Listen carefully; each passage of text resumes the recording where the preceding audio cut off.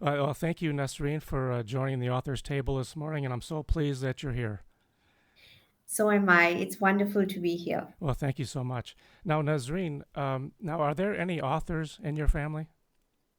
No, I'm the only one. You're the only one. Now, Yes. now, what was your influence or your inspiration to write on the subject matter of your books? I think inspiration comes from various sources, actually. And I'd say life itself is one of the biggest, feeders into creativity. Um, Whether that's negative experiences or positive experiences, Hmm. all of it plays a role in what you write. Your inspiration and the desire to express what you're thinking and feeling, your desire to share lessons with the world through your writing comes from your life's experiences. At least for me, that has been one of the most Yes, driving forces behind my writing. that's correct though. That molds people. I mean, Absolutely. life just molds you, and that's what becomes you. And you'd be amazed at how you see your growth in your writing the Hmm. same time as you see yourself grow. That's correct. So it's amazing. That's right. Now, you also have an inspiration from John C. Maxwell, Yes. and actually, Yes. that he's been around for a long time, and he's written over like 100 business books, on Absolutely. business, Yes. Yes. and I have some of his too, and the information that he provides is very, very, that's inspirational. Plus, it's so true, though. I mean, you can apply that just in life. Yeah, it doesn't only apply to business. I That's think right. business itself is life, you know. It's like So, chess. I was going to say too, there's a gentleman that I know. His name's Lee Cockrell, right. he was the executive vice president of operations at Disney, and but Hmm. now he does lecturing all over the world, and I'm going to give you his contact information. Um, it's but he talks about time management, business, all that, and he's a natural. He's very good. Fascinating stuff. Yeah. So yeah, You can take that kind of inspiration from a number of speakers and a number of authors, and it never gets old. that's right. And that's one of the most beautiful things about nonfiction books. That's correct. Yes. Now, did you always have a leadership quality and desire to teach others, Nazreen? Yeah, I think I was one of those students in school who you'd find sitting around in the corners teaching others what they simply didn't grasp.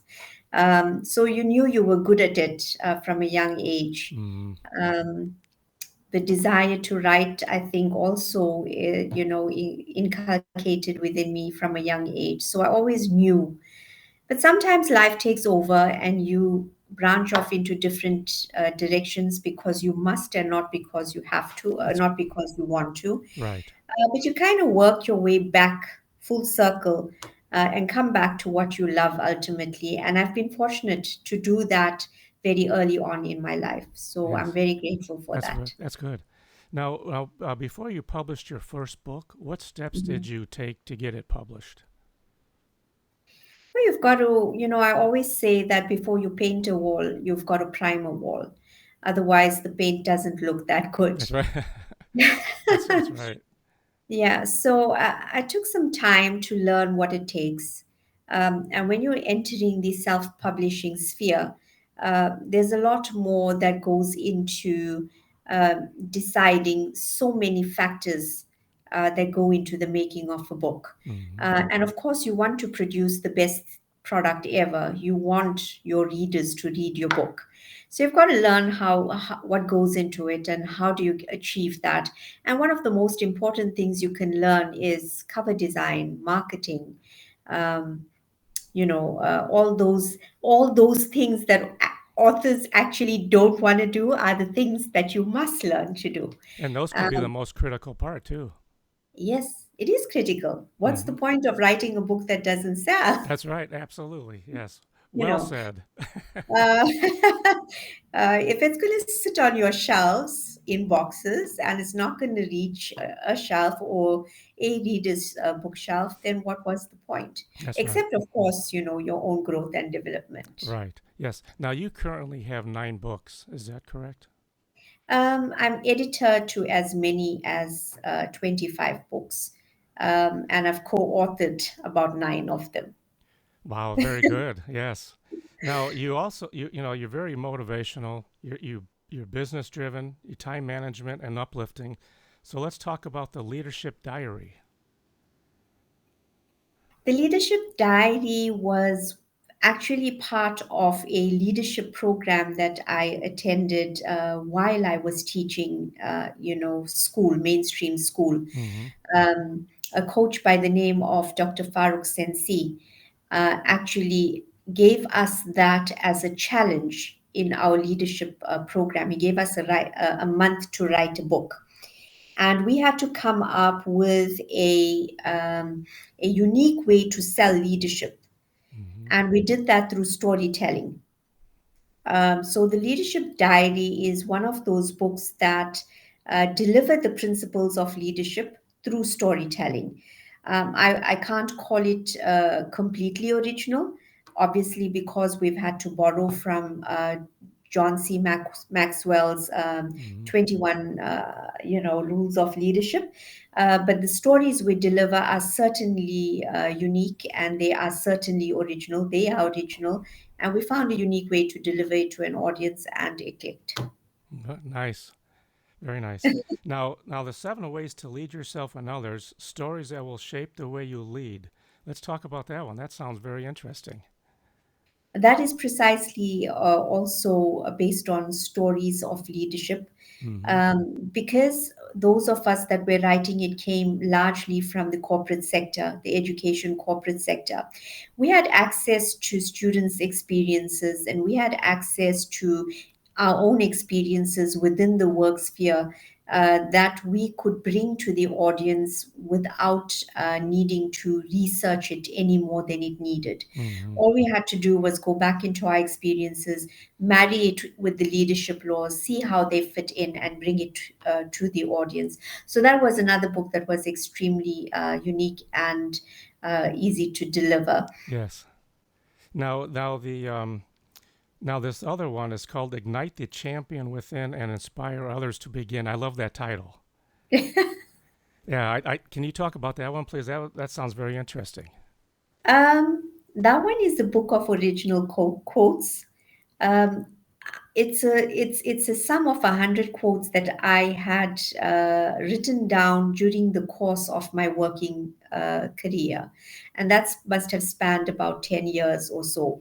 So I would just open up my diary over the years and record my thoughts.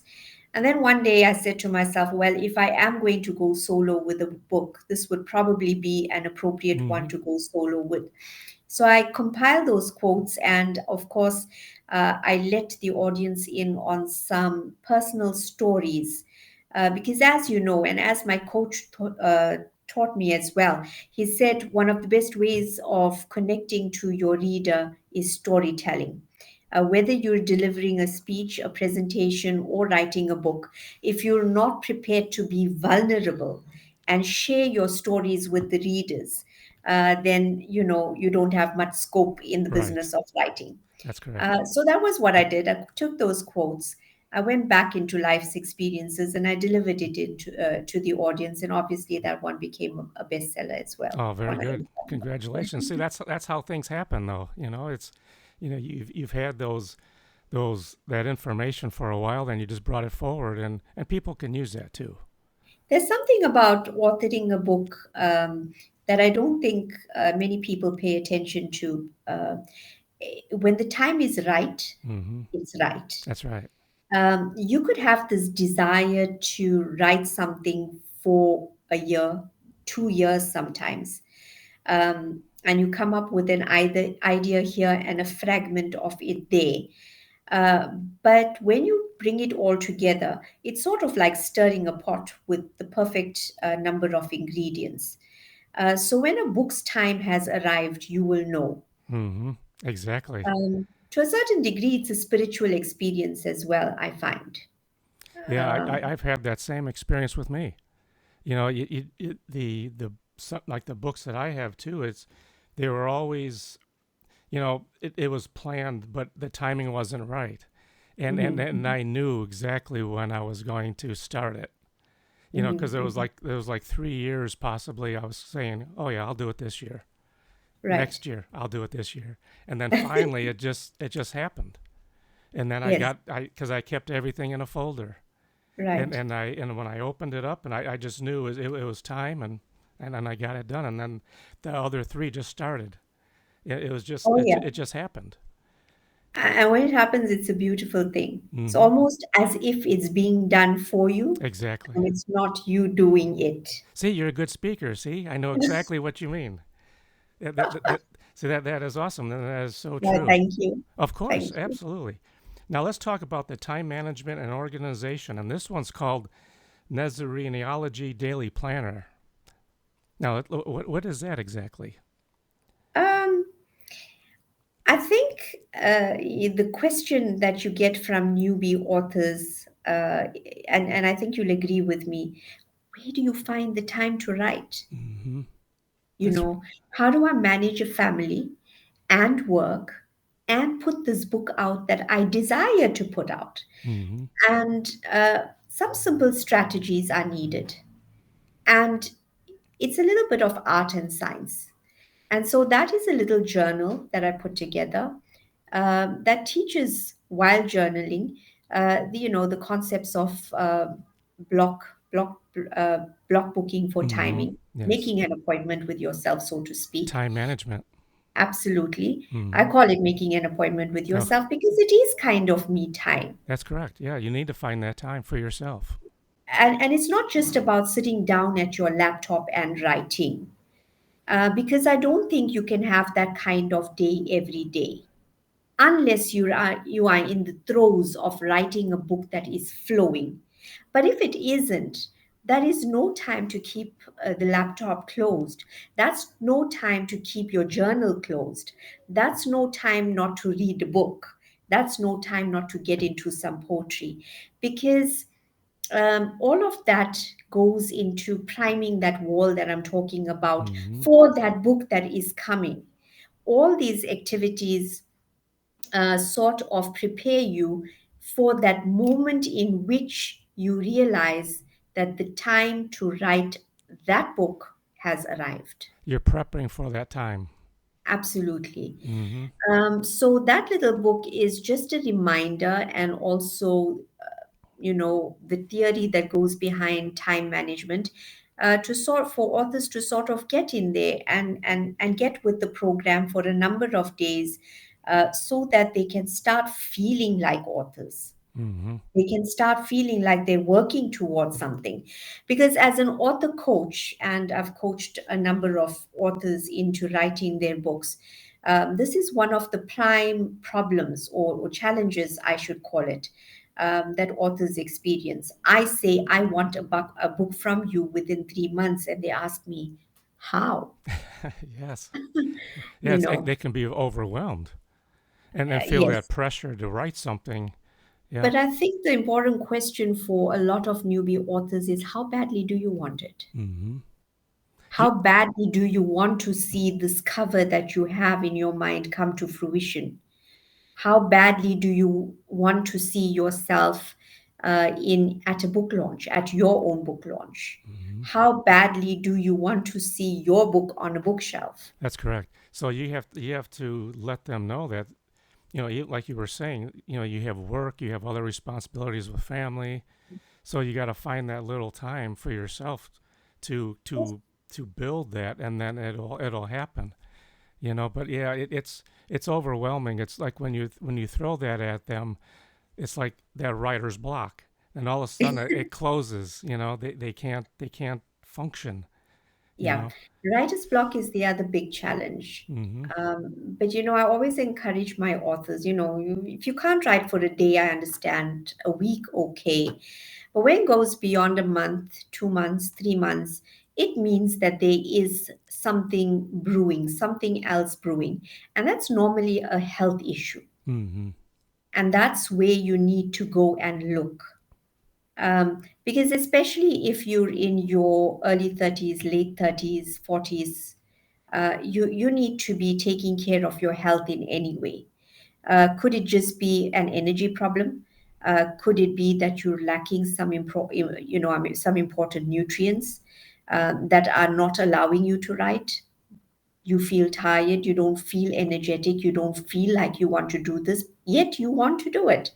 So I always encourage them to look elsewhere, in addition to trying to resolve that writer's block through writing. And that's true. Yeah. I find too where, well, I'm in advertising and graphic design, so I'm always, my brain Yeah. doesn't stop. So, um, but it's always nice to get out in nature Hmm. and just walk and just take it in. Hmm. Don't sit there and try to, force yourself to think. Just relax, take it in, and things will naturally come without even you knowing it. Absolutely. And you're right. You do have to take care of yourself because that is your temple. I mean, without Mhm. that, well, then you don't have anything. If you don't exercise, That's right. and your body is not relaxed when you're sitting at your desk to write, Hmm. it's pointless sitting there for an hour staring at the screen and getting frustrated with yourself. Now, If you're not eating healthy, that's right. That's you right. know, Eating right and exercising is two very critical things at any age. absolutely. No, And then with whatever you're doing, not only writing. right, exactly. Now, Yes. do you find it where when you're talking to other authors that are they really serious about writing, or are they sort of like forcing themselves to write something? Do you find that where they're just not really sure? Maybe they don't want to write. Do you find that at all? And No, I don't find that they don't want to write, but I do find that there's a lack of an idea of what to write. mm-hmm, So they have this thought that they have it within, but they don't know how to approach it. Like, mm-hmm, where do I start? And that is the roadblock for them. The other roadblock is buy-in from family and friends who ridicule the idea, and who don't support it, and so they have a lack of self-belief. mm-hmm. That's the second major challenge. So if you on a coaching program with me, we got to get through those walls first. Um, and we got to get excited about the opportunity. A lot of authors are also under the misconception that the first time they write, they're supposed to produce a 300 pager. A And novel. they're like, where's all these ideas going to come from? All right. So when you say to them, we could do a 15 chapter or a 20 chapter to start you off before you get the confidence to go off and write a full novel or whatever the case may be. Let's begin small, teach you to crawl, and then move up from there. That's right. Yes. So once you build confidence in bits, it happens. Now, It's do happened to 25 other authors. yeah. Now, do you find too that they get they get so much information of trying to do the right thing first instead of Mhm. just letting it flow? Like, for example, like they're thinking about how am I going to put this book together? You know, Yes. yes. There's Hmm. always there's always the cart before the horse kind of questions. How am I going to sell my book? Which publisher are you going to Hmm. approach? What font should I use? What should the cover look like? Etc. Etc. Yes. Hmm. And you always got to say, That's right. Take the baby steps first. Write it first. let's begin at the beginning. That's right. Now, Yeah, Nasreen, now readers can go to Amazon, is that right, to purchase your books and get information from you through correct, Amazon? Okay. correct. Now let's talk about the author coach role that you have, and how when you're motivational, um, when you're speaking motivational to the audience, like what kind of feedback do you get? Do you really get a lot of people on board with you right away, or do they sort of not really sure? Um, I have a theory about that. My theory is that people buy into you first, Mm-hmm. and then they buy into what you offer. Mm-hmm. And if a person hasn't bought into me, that's quite all right. I'm not everybody's cup of tea. Right. Don't want to Yeah. be everybody's cup of tea. So, out of an audience of 25, if two buy into me, I have the opportunity to give the best of myself to two people. Mm-hmm. You know, Yeah. Yes. and that's a wonderful thing because I'm also working with people who genuinely want to achieve this. So that makes my job easier. It's Makes you feel pleasant. good too. It's pleasant. It's Mm-hmm. fun. Mm-hmm. Um, and there's always a comeback. There's always a comeback because Yeah. I don't advertise what I do. All of my clients come from other clients who are already published. So it's a case of referrals. That's a nice Um, feeling. and that's a wonderful Oh, feeling yes, to it pick up is. your phone one morning and say, "Hi, so and so's referred me. I've read this book and I want to work with you on pretty much the same, or would you mind doing something different?" Last year, and I've never done fiction editing. Last year, I had someone pick up the phone and call me for Muslim romance.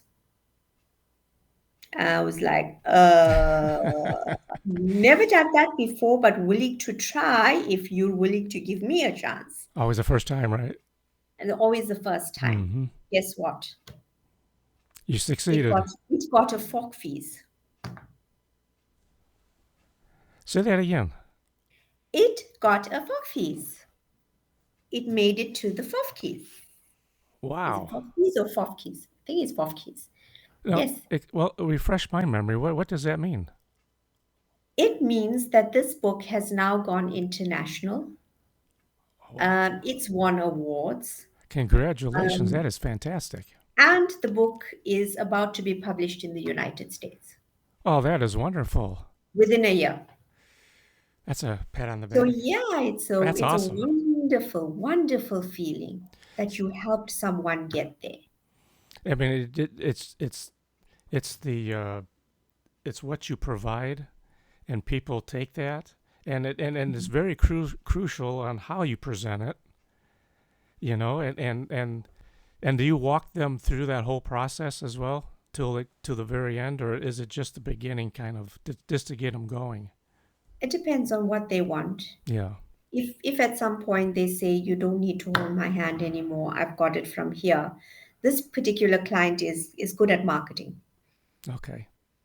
So once the book editing process was done, she was like, "Great, thanks. I'll handle it from here." And she's done a wonderful job getting it out there. Because I think that's the one big part too, that either new authors or writers that don't know the marketing side of it, because the Mhm. marketing's the huge part of it. You know, Oh, but she's brilliant because that's she just awesome. does organic marketing. She doesn't spend a cent on it and she gets. That's right. If you can do it all in house, why not? That's Every time I hear from her, I'm like, okay, now where is the book yeah. going? That is awesome. That's a good feeling. That's Yeah, a wonderful feeling. yeah. To watch your student grow. That's fantastic. Now you also have a website. Is that correct? Correct. And what is your website, please? It's www.nasreeniology.com. Now let's talk about the role as I know you talked about the author coach, but like how do you present that to like your audience? Do you talk about you first, and then you get into more of the like the coaching and stuff, or how do you present that to the audience? I have to be honest, I've never had to present myself. Okay, My work speaks for itself. okay. Nobody really wants to visit my website. Sometimes I joke with my website designer and say, I have you for no reason at Oh, all. so real Because, yes. Hmm. like I said, the clients that come to me come because Word of mouth. um, they've read a book that I've edited, or they've read a book that whose author I've coached. Okay. So I guess word of mouth marketing is still one of the most effective Mm-hmm. ways to get your clients. And then the clients are also in the same zone. You know, they want to do this, Mm-hmm. not because their friend did it, but because they're in the same mind space. And they're also prepared to put in what it takes to get this done. And that's the kind of person that I get calling me. Okay. Yeah. That I'm makes. into this already. I just want you to tell me the price and how we're going to do this Mm-hmm. kind Now, of thing. what's your advice to someone that just wants to start or get into the world of writing? You know, like the steps. What does it take to become an author? And it's because I get that too. Of how do I begin? Where do I begin? And the other side of it is, as a self-published author, how do you get your book out there? So what's your advice to someone that's just starting? There are two things you need to ascertain before you work with, an author. The first is, have you written something already, or do you know what you want to write? Mm-hmm. And the second is, if not, what are you interested in? Mm-hmm. What is your inner self saying you should write? What are you good at? It's about getting to know who you're working with, who you're dealing with. And you'll find two kinds of people. You'll find the person who's already an established professional Mm-hmm. in a certain field, who wants to use the book as a business card and knows the value of being published in order to leverage bigger business. And then you get the client who is just unsure. They've got a bit of a creative side and they just want to explore that to see if, um, you know, it will work. Mm-hmm. I stand corrected. Then there's the third client, the angry client. And the angry client is usually the client that has had a terrible life experience and wants revenge. Mm. That's a different angle. I get it. I get it at least 5 times in a year. Mm. Yeah, I never. Women, women, um, women who believe they have a lesson to deliver will give you a call if they believe that you can deliver that message, or if they truly want to wash some dirty linen in public. Your job as an author coach is to get them to rather wash the linen in a diary or a journal where nobody will ever see it, Mm-hmm.